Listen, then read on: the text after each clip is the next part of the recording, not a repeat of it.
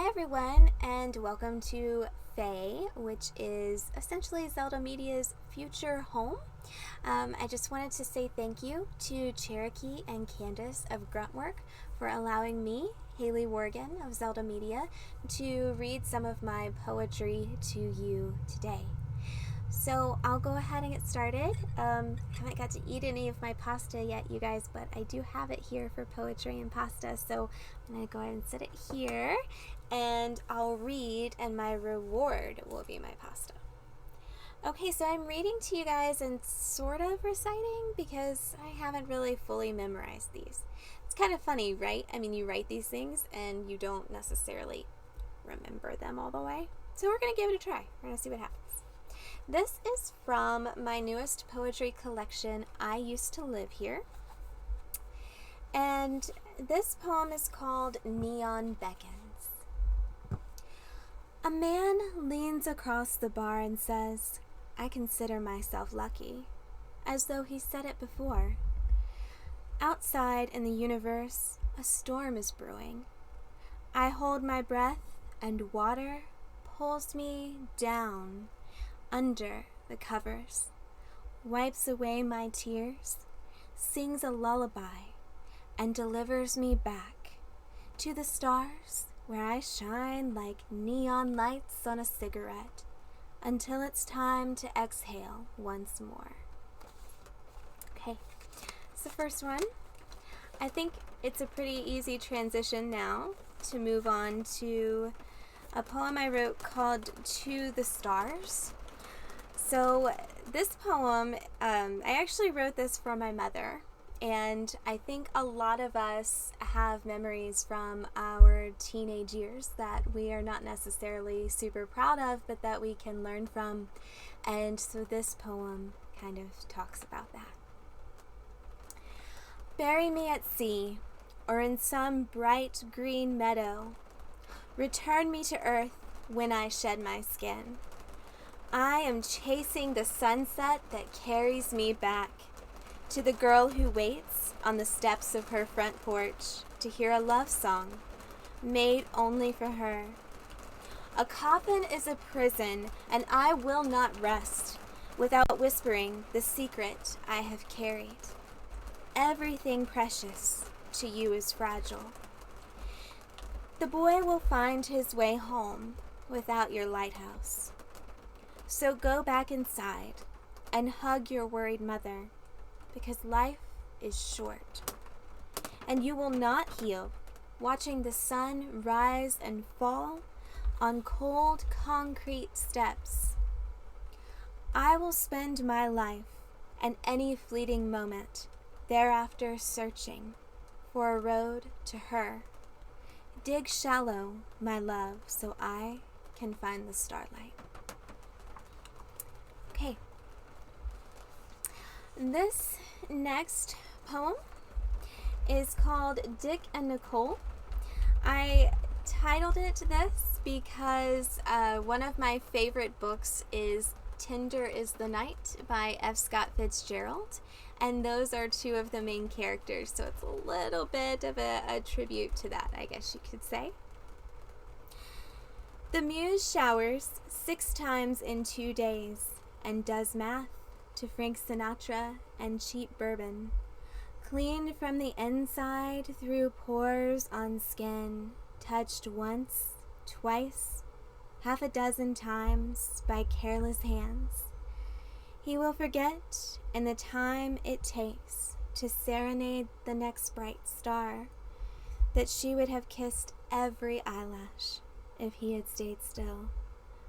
Open your lips, sweet drop of sunshine, and sing yourself the lullabies he still whispers to the butterflies as they migrate home.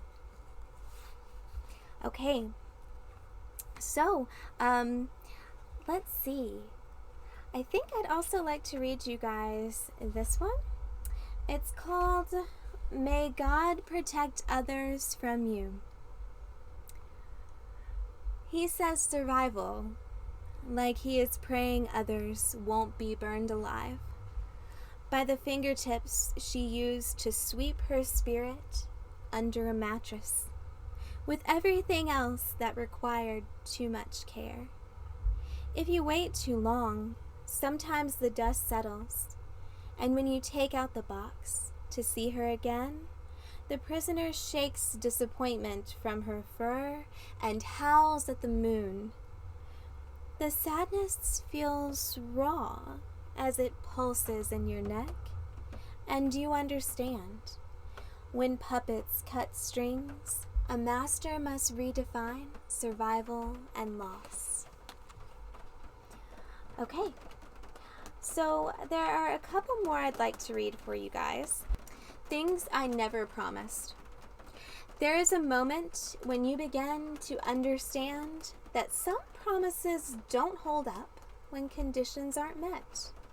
For example, I will bring you a rose every day if you plant and care for the bush in the front yard. Some days you will water the bush too much and the ground will be muddy. They will complain about the mud on their shoes when they sneak outside at midnight to cut 1 rose for you and 2 for their desk at work. After a while, you will fail to water the bush for days on purpose to see if anyone notices. Then you will forget to water it for weeks. You will come home and the wilted roses outside will stare at you with disappointed thorns. Your vase will be empty. Somehow you will understand that this is your fault too. One day in winter, you'll take out your box of dried petals, crush them into a line, and snort them to see if that makes you feel anything. You'll break them apart and sprinkle them over fried chicken. You'll serve them for dinner and wonder if they taste like salt stings an open wound. And when you pack your bags to leave, you'll take one last look at the rose bush and ask yourself if you should dig it up and plant it somewhere new. You'll remember the way that first rose looked in the summer sun, how you both smiled when you lifted it to your nose, and you will believe that the flowers will bloom again one day. Perhaps if they can, you can too. You decide that if the rosebush remains long after you're gone, then the broken pieces of the promises made can still create something beautiful. So you put down your shovel. You kiss the vase and leave it on the front porch. You lock the gate behind you. Because it is what we give and not what is given to us that matters most once our voices are gone and only memories remain. Okay, so I'd also like to share 2 more pieces with you. I wrote something for this video specifically, and I wrote it this morning, so I'm just going to pull it up here and read it for you. "Do not worry," he said. "We have forever." I watched her dance inside the warmth of that lie. It became a mantra she whispered to friends and to the silent phone her family once called. What is the difference between forever and the green rabbit's foot that slipped from my hand and fell to the river at the fair one year? It has been 20 years and I still don't know. I know very little, but this I can say. Do not worry, sweetheart, we have forever is an effective way to shatter the bones of any hourglass and send sand flying back to the riverbank, where some lonely soul may find a rabbit's foot, 2 decades buried beneath scattered ashes of the things we thought we would never lose. Okay. You guys have stuck with me for quite a while now, reading my poetry and talking about the interesting and maybe not so interesting ways it's created. There's one final piece I'd like to share with you, and I'd like to do it on behalf of several writers in the Fort Smith community, the Virginia community, and beyond. You see, we are a part of a literary publication that Zelda Media publishes on a quarterly basis called Persephone. And if you purchase Persephone, either online or at Bookish, we split the profits evenly every single month. And so you're supporting more than just myself when you purchase Persephone. You are supporting several artists in our community. For this particular piece, I'm going to move to the living room section of Faye the Bus. So we're just going to kind of slowly move over here. I'll bring the pasta with me just to make sure it doesn't get eaten by anyone else. Okay.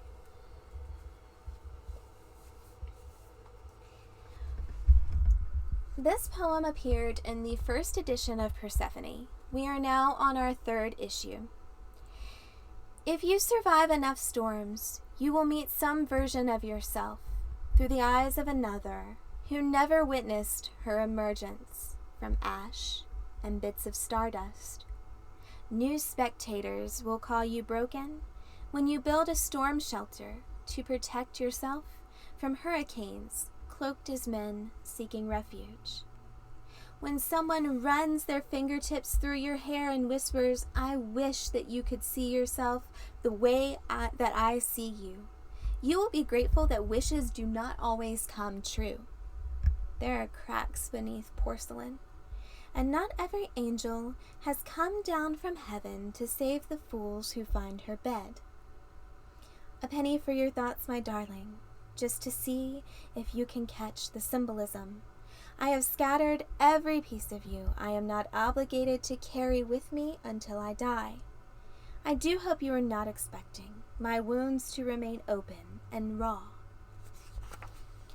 Inconsistent, jagged edges dance up walls like words you forgot when chemicals touched your brain and satellites crumbled. Some women do not fear storms because they have weathered unpredictable lovers and made it out alive. Thank you guys so much. I hope you've enjoyed my poetry. If you have, please go reach out on Facebook and give Zelda Media a like, and check out Story of Faye. We are doing a lot to renovate this bus. I also would like to ask you to like the Victus Art page because my wonderful, wonderful partner, boyfriend here has put this video together, and he has done so much work on this bus, so please support him too. Thank you guys. Bye.